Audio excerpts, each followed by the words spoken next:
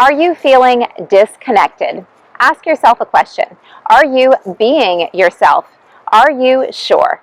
The more yourself you are as much of the time as possible, the less likely you are to feel disconnected. Yourself is actually your calling card. It's what helps you stand out, attracting the right people and opportunities to you, and maybe repelling the people and opportunities that aren't meant for you. I know something about this because for much of my life, I was not myself. Myself is very direct. Some would say blunt, and many have said brutally honest. I'm busy and I don't like wasting time, so often what I have to say is going to be right to the point and can sometimes come across a bit sharp, and not everybody is comfortable with that. In fact, a lot of people don't like that, and that's okay, because the people that actually don't mind my personality actually really like and appreciate me for who I am.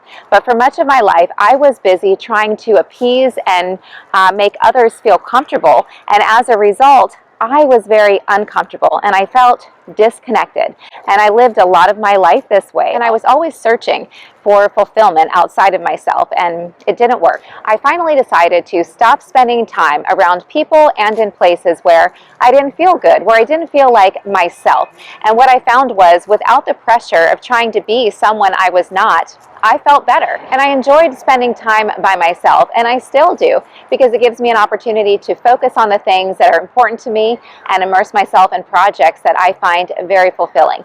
And then what I found was I began to attract more people and find more places where I felt comfortable and more opportunities where I felt I was bringing value. I had decided to start pushing back. I had had people in my life who told me and showed me that basically there was something wrong with me, with the way that I was, and that I should try to be different. I would later discover that these actions were the result of their own insecurities, and that's okay. You know, we're all here learning and growing, and I see in myself too, you know, on days when I'm not feeling my best, I might later regret my actions towards someone, but that's okay. We forgive ourselves and keep going. Back to pushing back. I finally got sick and tired enough of feeling unappreciated, of feeling not valued, and of having people around that told me something was wrong with my personality. And I decided instead that moving forward, I would be my personality full throttle, direct, honest, straight to the point, and telling the truth. I believe the best way to help others is telling the truth.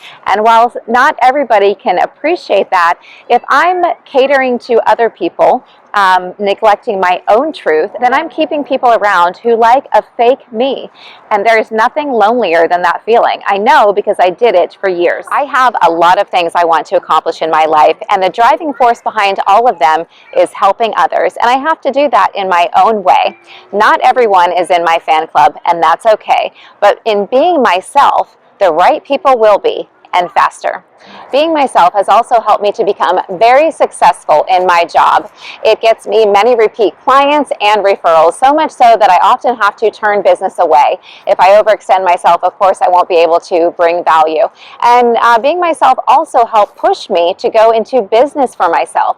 I even sort of got gently reprimanded at my last company for being myself, because my personality was so different from theirs. And that's okay. It's not their job to adapt to me, to help me feel comfortable. It's my job to understand what it is I need to keep myself happy and to take care of those needs on my own.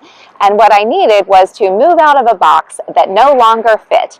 And had I not been being myself, well, it could have taken us a lot longer to figure that out, and I might still be there unhappily. Are you feeling unhappy in your relationship? Ask yourself if you're being yourself. When we sort of stay in things that don't really feel good to us, we end up feeling disconnected. And when we're not being ourselves, there's not really a connection. I've done this before too. I've stayed in relationships that I knew were not right for me, even though they might have been a very good person, for up to 2 years, because I was afraid, well, if I leave, then I'll have no one.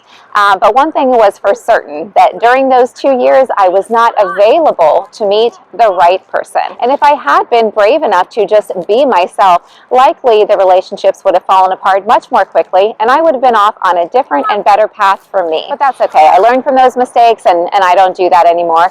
And it's also unkind to the other person, because then they're not free to maybe meet the right person for them. Our personality is what makes us memorable. It helps us to stand out and draw the right people and opportunities. It's our calling card. What do you want yours to say about you? Who do you want to be? Who do you want to surround yourself with? And what do you want to be doing? Not sure yet? That's okay. By being yourself, you will get bumped into the direction that is right for you. And maybe not everyone will like your calling card. That's okay. You will feel more harmony without people in your life who need you to be someone different for them to feel comfortable. Sometimes we can have resentment around this. That's normal. But we can let that go the more we choose to honor ourselves by being ourselves.